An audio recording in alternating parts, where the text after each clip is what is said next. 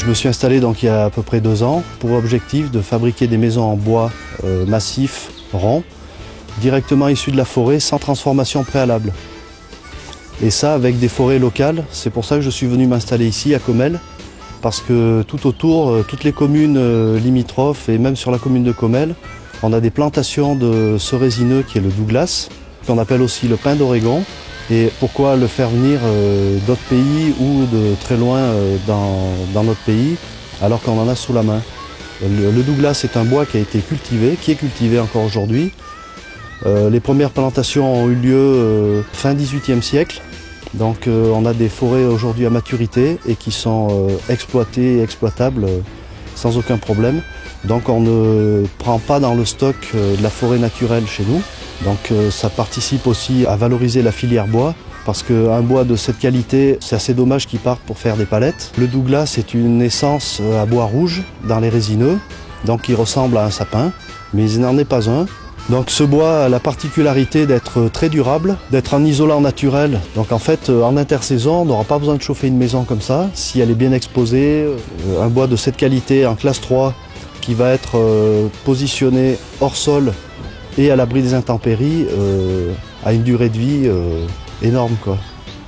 1 tonne de bois en fait a capté dans l'atmosphère 2 tonnes de CO2.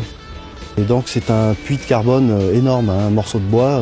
S'il n'est pas brûlé, donc si on ne rejette pas à nouveau le CO2 dans l'atmosphère et qu'on l'utilise dans l'habitat, et ben on le stocke. Et là, je pense que c'est là le point essentiel de ce type de fabrication, quoi.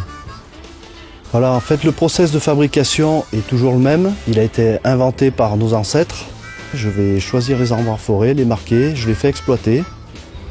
Ensuite ils arrivent sur ma plateforme ici, ils sont écorcés à la main. Chose importante aussi, c'est un travail énorme. Ensuite ils sont choisis, calibrés, et chaque bois a une place donnée, définie, qui est définie par l'artisan. Je pense que l'œil de l'artisan et son bon sens entrent en œuvre. Parce qu'aujourd'hui, enfin pour l'instant, on n'a pas trouvé de moyens informatiques de réflexion sur un morceau de bois, quoi. Donc je suis équipé avec des moyens de levage adéquats, parce que chaque fois que je soulève un morceau de bois de ce calibre, c'est à peu près 700 kg à soulever. Là, la plateforme est une plateforme de préfabrication. Donc les murs sont élevés ici, jusqu'aux bases de la charpente, aux pannes sablières. Ensuite, la maison est toute repérée, démontée et reconstruite sur lieu définitif chez les clients. Et là seulement, chez les clients, la charpente va être assemblée avec les bois qui sont préparés ici, bien sûr, à l'avance. Donc c'est un processus qui est assez simple, mais qui demande effectivement beaucoup de réflexion et avoir une vue d'ensemble globale.